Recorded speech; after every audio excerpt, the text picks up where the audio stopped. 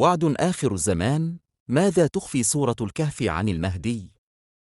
في زمن تموج فيه الأرض بالفتن، وتضيع القلوب بين الشك واليقين، تتردد نبوءات قديمة عن رجل من نسل النور. هو المهدي المنتظر. نبوءة تنسج خيوطها بين آيات القرآن، وتحديداً في سورة الكهف، حيث تختبئ الأسرار الكبرى، من قصة الخضر إلى ذي القرنين، ومن فتية نموا قرونا إلى وعد إلهي ينتظر التمام. النص عن المفتاح الذي يفتح به للمهدي طريقه إلى الظهور.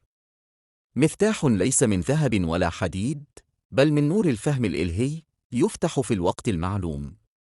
يقال إن هذا المفتاح هو الفهم العميق لآيات سورة الكهف، التي تحمل خريطة المهدي الروحية والزمنية، فيها الإشارة والرمز، وفيها سر النصر القادم.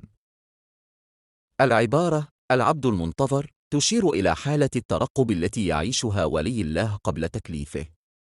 فهو عبد ممتحن بالصبر، يعلم أن الله لا يكلف نفسا إلا وسعها. يوس الله له في صدره ما لا يطاق، ليحمل هم الأمة ويقودها نحو الفجر الجديد. يرى العارفون أن في سورة الكهف مفاتيح الغيب التي تخص المهدي، ففيها الخضر العبد الذي أوتي علما لدنيا، وفيها موسى الباحث عن الفهم، وفيها فتية آمنوا بربهم فزادهم هدى. كلها رموز تشير إلى رحلة المهدي في طلب العلم الرباني والتمكين الإلهي. كما ألهم الخضر علما من عند الله، يلهم الله المهدي علما يعلو على الظاهر. ليس وحيا كالأنبياء، بل إلهاما يفتح بصارته على أسرار تصلح فساد الأرض. يفهم ما عجز عنه العلماء، ويهتدي لما غاب عن الفقهاء، فيكون نورا يمشي بين الناس. في سورة الكهف يظهر ذو القرنين، الملك الصالح الذي طاف الأرض شرقا وغربا. يقال إن ملك المهدي سيكون أعظم، لأن الله سيجمع له سلطان الأرض بالعدل لا بالقوة.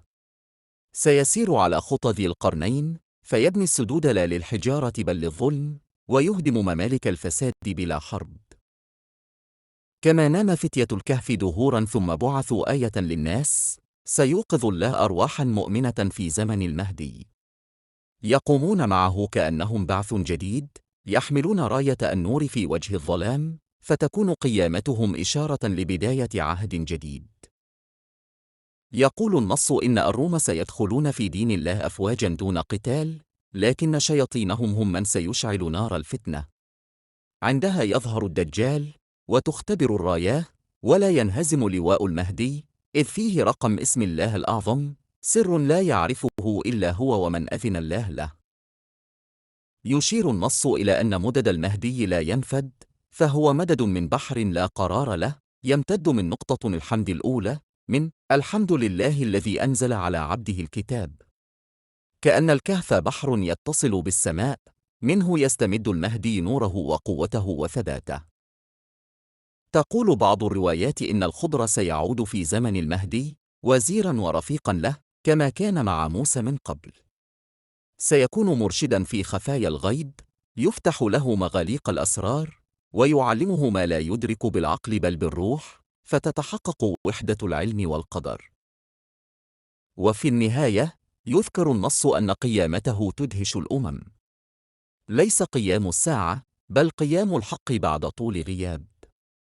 تجتمع الأمم حول رايته، وترفع الظلمة عن الأرض. عندها يدرك الناس أن العبد المنتظر لم يكن غائبا، بل كان يعد في صمت لأعظم وعد في التاريخ.